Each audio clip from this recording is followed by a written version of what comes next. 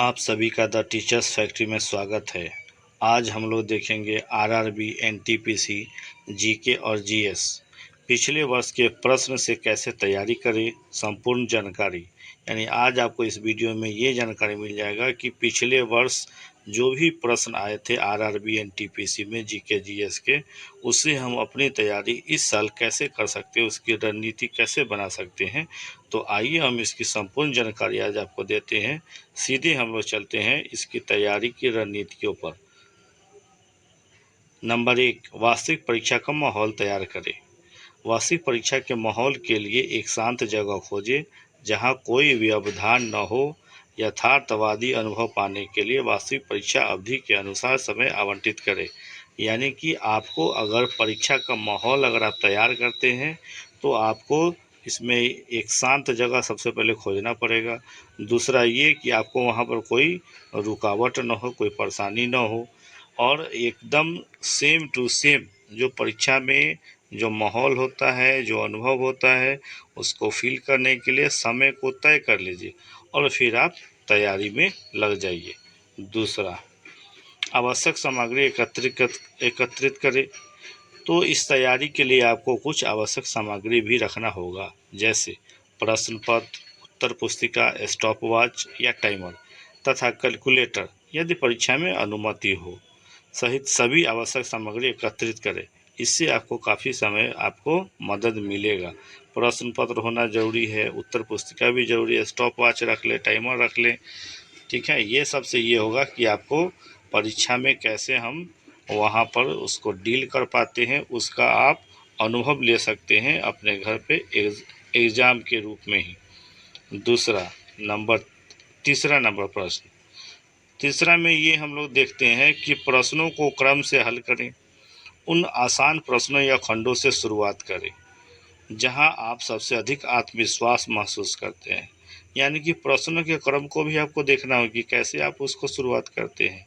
इसके लिए आपको सबसे पहले वैसे चीज़ों को पहले ढूंढना पड़ेगा, समझना पड़ेगा। जब आप पिछले साल के आप प्रश्नों को हल करेंगे तो आपको ये पता चलेगा कौन सा खंड आपका बहुत ही अच्छा है।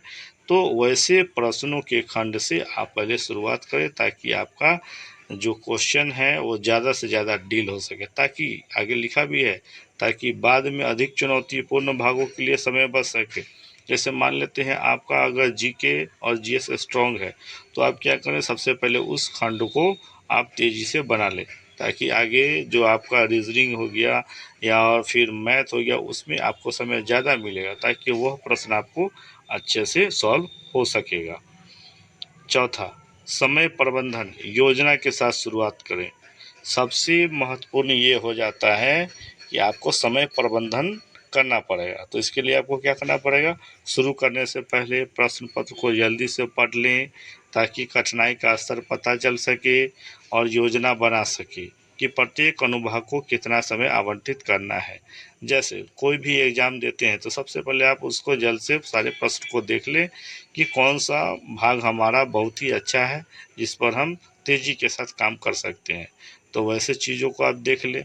अपनी ताकत के आधार पर अनुभागों को प्राथमिकता दें। मान लेते हैं किसी का रीजनिंग और अच्छा होता है तो वह रीजनिंग पहले ये कर ले, किसी का जीके जीएस अच्छा होता है तो वो उसे पहले कर ले। यानी आप जिस चीज़ में बेहतर है उसको आप पहले कर लें ताकि आपको दूसरे के लिए समय मिले। नंबर 5, अनुमान लगाने से बचें। चूँकि आरआरबी एनटीपीसी परीक्षा में नकारात्मक अंकन है यानी कि निगेटिव होता है, तो इसलिए ये इसमें सलाह आपको दिया जा रहा है कि इसलिए बेहतरीन ढंग से अनुमान लगाने से बचें। केवल उन्हीं प्रश्नों का प्रयास करें जिनके बारे में आप यथोचित रूप से आश्वस्त हों। यानी आप वैसे चीज़ों पर ध्यान दें। जैसे कि होता ये है कि लोग एग्ज़ाम में बैठते हैं और देखते हैं जो प्रश्न नहीं आ रहा है तो उसमें तुक्का लगा देते हैं। तो आप इसमें तुक्का नहीं लगाएं, अनुमान नहीं लगाएं, क्योंकि इसमें निगेटिव भी होता है, आपको इससे घाटा हो सकता है। नंबर 6, अपने उत्तरों की समीक्षा करें। यदि समय हो तो अपने उत्तरों की समीक्षा करके किसी भी गलती को सुधार लें या छूटे हुए प्रश्नों को भर दें। आप जैसे मॉक टेस्ट कर रहे हैं घर पे, पुराने जो भी एग्ज़ाम हुए हैं उसके उत्तरों से आप उसको सॉल्व कर रहे हैं तो आप उसमें अभी ये देख ले कि आपका कहाँ कहाँ गलती हो रहा है, उसको अभी ही सुधार कर लीजिए, ताकि आपका जब रियल में आप जब एग्ज़ाम सेंटर में बैठे तो आपको समस्याओं का समाधान नहीं करना पड़े। नंबर 7, अपने प्रदर्शन का विश्लेषण करें। ये बहुत ही ज़रूरी होता है। पेपर पूरा करने के बाद दिए गए समाधानों के आधार पर अपने उत्तरों की जांच करें। जैसे आपने मॉक टेस्ट घर पे दे लिया, ठीक है, उसके बाद उसका जो उत्तर है उससे आप मिलान करें, उसको देखें, आधार पर अपने उत्तरों की जांच करें। अपनी भविष्य की तैयारी पर ध्यान केंद्रित करने के लिए अपने मजबूत और कमज़ोर क्षेत्रों की पहचान करें। जब आप क्वेश्चन बना लिए, आंसर से मिलान कर लिए, तो आपको अब ये पता चल जाएगा कि हमारा कौन कौन पोर्शन में कितना सही हो रहा है, कितना गलत हो रहा है, कौन सा पोर्शन पर ज़्यादा ध्यान देना है, किस पर थोड़ा सा कम ध्यान देना है, ताकि ओवरऑल सारा आपका अच्छा हो और मार्क्स अच्छा है। नंबर 8, अपनी प्रगति पर नज़र रखें। समय के साथ अपनी प्रगति पर नज़र रखने के लिए अपने स्कोर और प्रत्येक प्रयास में लिए गए समय का रिकॉर्ड रखें। जैसे आप घर पे मॉक टेस्ट दे रहे हैं, पुराने जो भी एग्ज़ाम हुए हैं उसके प्रश्नों का सॉल्व कर रहे हैं, तो इससे ये होगा, आप जितनी बार आप घर पे टेस्ट देंगे, मॉक टेस्ट करेंगे, पुराने जो भी प्रश्नों को डील करेंगे, तो उसमें आपको प्रत्येक एग्ज़ाम जो मॉक टेस्ट एग्ज़ाम है उसको ख़त्म करेंगे, तो उसके बाद आप उसका समय को रीड कर लीजिए, कितने समय में सभी को सॉल्व कर ले रहे हैं उसको नोट डाउन कर लीजिए, और जितने भी आपके सही उत्तर हो रहे हैं और जितने मान लेते हैं गलत भी होंगे, तो सारे में मिला कर के स्कोर टोटल कितना हुआ आप उसको रीडिंग कर लें, उसको नोट डाउन कर लें, ताकि आपको जब अगला टेस्ट करेंगे तो आपको ये सब ध्यान रहेगा कि हम कहाँ कहाँ गलती करते हैं। नंबर 9, नियमित रूप से दोहराएं। यानी पिछले वर्ष के प्रश्न पत्रों का लगातार अभ्यास करने से आपको परीक्षा पैटर्न, प्रश्नों के प्रकार और समय का प्रबंधन से परिचित होने में मदद मिलेगी, जिससे आपकी समग्र परीक्षा तैयारी बढ़ेगी।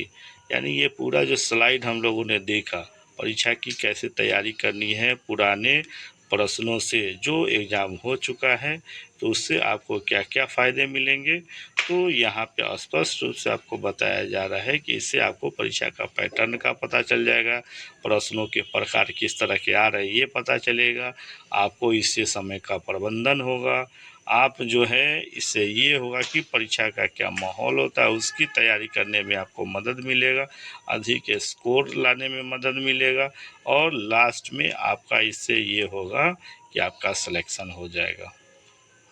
बेस्ट ऑफ लक आप सभी स्टूडेंटों को। धन्यवाद।